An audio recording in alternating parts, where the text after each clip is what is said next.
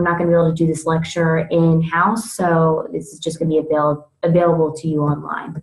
Okay, so how much of your body is composed of fat? I want you guys to start thinking of body composition as how much fat is actually in your body and monitoring that compared to something like your weight on a scale. So what is body composition?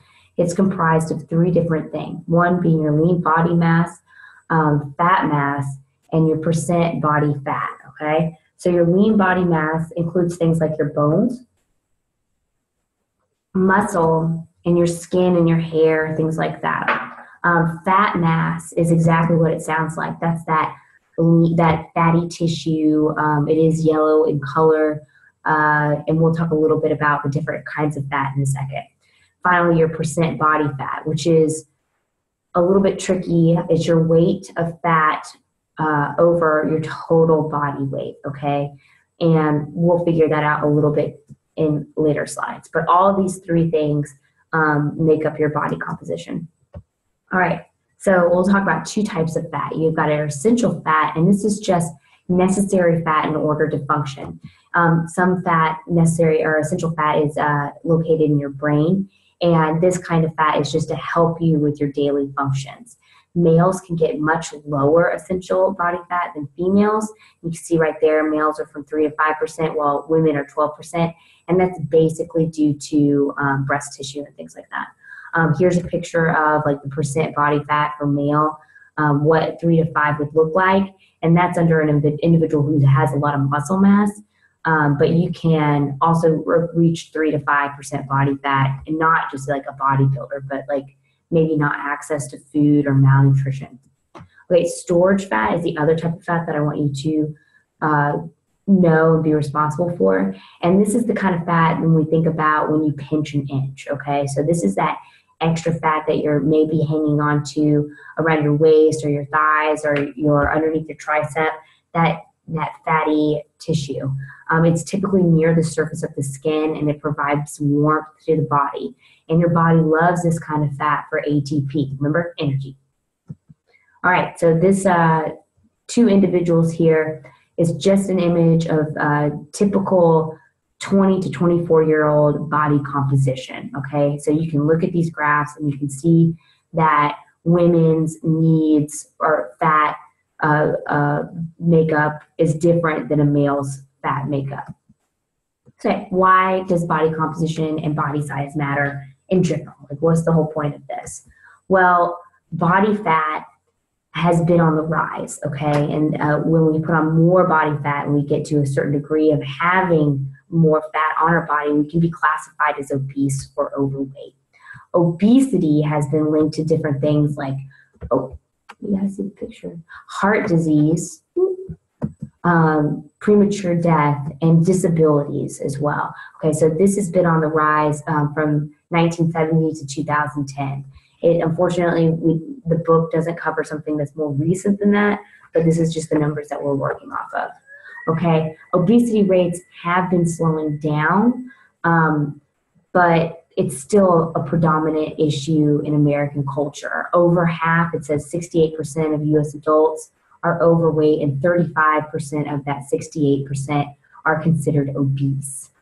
Okay, and one drawback for this is that most of these studies that classify individuals as obese or overweight are using solely body weight using a scale, and not so much using that body composition that we talked about earlier on. So what's the best way to know your risk factors and to know exactly what your makeup of your body is? Well, I would definitely give weighing yourself lower down on the levels. It wouldn't be first place, like that's stepping onto a scale. It's only giving a soul number, and there's many things that can affect the number on the scale. I would definitely put body composition as the #1 way of evaluating how likely you are to be at risk for certain diseases. Lean and fat mass, let me get that. Lean and fat mass is what you want to look at, lean versus fat mass, when you're assessing for chronic diseases. Boop. Boop. Why won't you go? Go to the next slide. Oop, oop, oop. Okay, good. Okay, so how can we evaluate your body size? And let's talk a little bit about motivation too. So in class, we're going to be doing the waist to hip ratio. And this is when you measure the circumference of your waist and the circumference of your hip. And this calculation, it's really easy, that we'll do in class on Thursday. This calculation is a really good indicator of whether or not you are in an at-risk category for diseases. It's much more accurate than just weighing yourself on the scale. So why would this be more accurate? And it's because of what we've learned in previous chapters. Things like if you have a lot of muscle mass on your body, just weighing yourself, because we know that muscle weighs more than fat, is not a good enough indicator. If we actually measure and use that waist to hip ratio on someone who may have a lot of muscle mass compared to just body fat, we can get a better indication of that risk. Whoop, body fat disappeared. Okay, so this is a BMI chart, and I think we've all seen the BMI chart before in previous health classes, maybe at the doctor's office, and this is solely evaluating your body weight by your height. So all it's taking into consideration is your height and your weight. And when we look at this chart, we see the red and the green and the orange and the red. Oh, I already said red. The yellow is considered underweight. So you want to have a little bit of weight on you, right? To stay out of those at-risk for diseases and things like that. The green area is more, oh, there's my husband. Hey, husband. The green area is more in the normal range, normal weight range. And then when we start going up here into the red zone, that's when we're going into the overweight and the obese. So BMI there are limitations to it. Oh, and I think yes. So BMI is similar to the waist and hip ratio. It's not taking in account body composition. It's simply taking in account how tall you are and a number on a scale. So out of a convenience aspect, it's very good for a convenience aspect. You can quickly look at a chart, figure out where you're falling on that scale, and see if that you are at risk or not. Again, so the picture on the right is the same individual, when one at 155 pounds and the other at 155 pounds, the same weight, but their body composition is much different. The woman on the left has a lot more fat, non-essential body fat than the woman on the left, right? Who's holding a lot more muscle mass. So this could be one of the drawbacks for BMI, because they would fall exactly on the same spot in that BMI chart, but they are grossly different in health. Okay, so this is the thing that's in your book, the chart that's in your book, that's talking about waist circumference, BMI, and disease risk. So when we're actually going to be calculating everything, or all of these on Thursday, this is a good chart to stick to, okay? And just take note that there are different levels of obesity, 1, 2, and 3. And when we're talking about all these at risk for different diseases, right at the bottom, type 2 diabetes, hypertension, cardiovascular disease, are the things that we're talking about. Yeah, my husband just brought me coffee. That was nice. All right, let's keep going. All right, so here's just another way of looking at risk and BMI. So we can see as even if you have a very low or underweight BMI, you're at risk. It's still kind of up there compared to if you're at a normal rate of on the BMI scale. And then, of course, when we get into the obese category, your scale, the percentages go up for disease or premature maturity and mortality. Okay, so the more likely you are to die sooner. Okay, so here's that again. That's weird. Okay, evaluate body size, measures to assess for diseases. Oh, this is what you need to do if you want to continually check in on your body weight, body size. I highly recommend that you measure different parts of your body, which we're about to go over all the different parts of your body that you can measure if you're trying to lose weight or even if you're trying to gain size or gain weight, instead of just monitoring your weight on a scale. I see so many, especially females, in the locker room, and they'll weigh themselves before and after a workout. And they're just losing sweat. And two, a better indicator is actually measuring yourself along the way. This takes practice to do correctly. So tracking your progress along the way is very helpful. So we can take waist measurements, hip measurements, neck measurements, arm measurements, chest measurements, thigh measurements, and calf measurements, okay? So all these different ways that we can measure our bodies and track our progress along the way. Oh, calves. Oh yeah, that's not really a calf. Wrong calf. Those calves, yeah, that's what we're talking about. Okay, so with male and female, when we're going to be doing lab 2, we're going to be measuring those on Thursday. So be sure to wear clothing that's appropriate. It may not be the best day to wear the biggest parasol pants you know. Okay?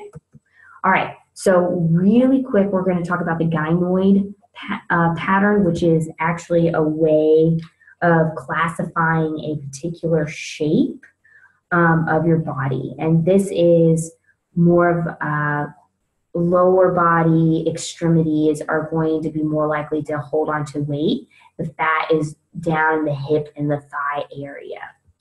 Okay, android is kind of the opposite. You know, when you hear about pear and apple, this is the apple shape. And whenever we have an apple-shaped individual, right off the bat, they are more likely to have or be at risk for those diseases that we spoke about earlier. And that's when you're holding fat around your chest, your trunk, not so much the lower body. Okay, so android pattern people are more at risk for having subcutaneous fat. And this means the fat that is around your belly button, okay? They are both, as well as visceral fat. And when we see this accumulation of fat around our organs, that is a big red flare for diseases. Oh, risk of diseases, there you go. Okay, but how can I assess my body composition? I know you guys are just like waiting to ask me that. There's plenty of ways. Skin fold measurements, when you take the little capillaries and you squeeze the body fat. I think we've all done that before when you pinch an inch. But this is not the best method. The book says do this method, but I think it's really hard to actually do it correctly. A DEXA scan, and this is considered the gold standard. It's when you literally are laying down and they use a machine to scan your body, and it's very, very accurate. We don't have one. Hydrostatic weighing, you've probably seen these on TV. I think this is what they have for The Biggest Loser, like in the early seasons, and that's when you are placed underwater and you expel all the air out of your lungs, and then they can get a measurement. This is what we have is the bod pod. I'm not sure why looks stressed out or like he's out of breath or something, because you just sit there. It measures the air displacement inside of the capsule, and that's how it's able to distinguish your body composition. And I've already had a couple students actually perform this for their final project.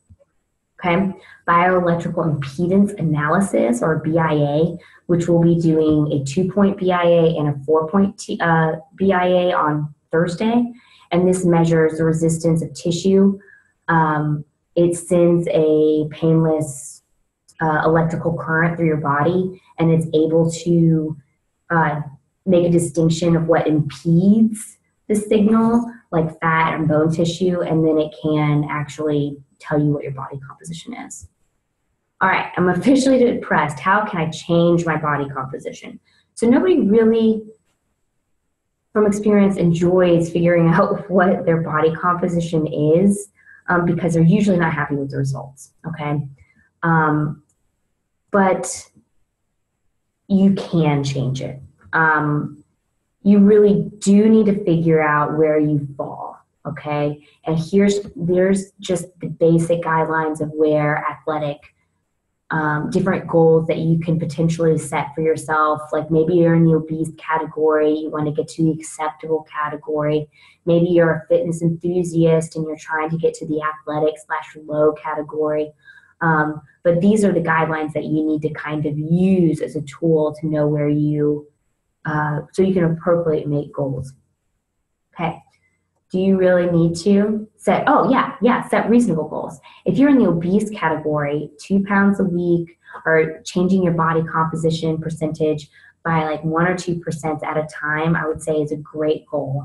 Having a good nutrition plan, having a balanced nutrition plan, I think if you take anything out of this class, it would be to get enough fiber in your diet, to be able to identify nutrient-dense foods, to be able to understand and record your caloric intake. And that is probably the key or the cornerstone of keeping your BMI or your body composition in check. Monitoring your size and shape regularly, not every day. I would say maybe once a month. Okay, you're not going to see huge gains or losses. It's going to be really, really slow.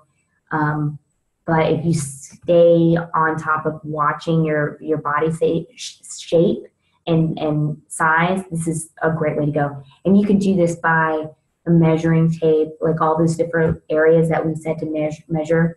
You can also do this by pictures. It's just up to you what will keep you on top of it.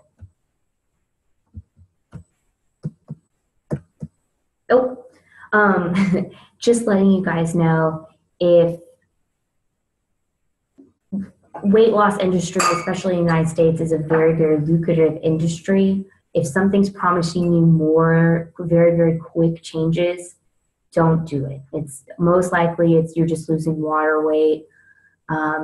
You won't be able to keep it off. It is a waste of money. So there's no magic solution to this. It just takes time. Okay, guys, so that's the end of the presentation. I hope that you guys didn't fall asleep halfway through it, but maybe you were sitting in your apartment and could be in your PJs while you're watching this. If you have any questions, please let me know. You're so responsible for this material, for the for the body composition quiz. So yeah, thanks a lot, guys, and I will see you on Thursday.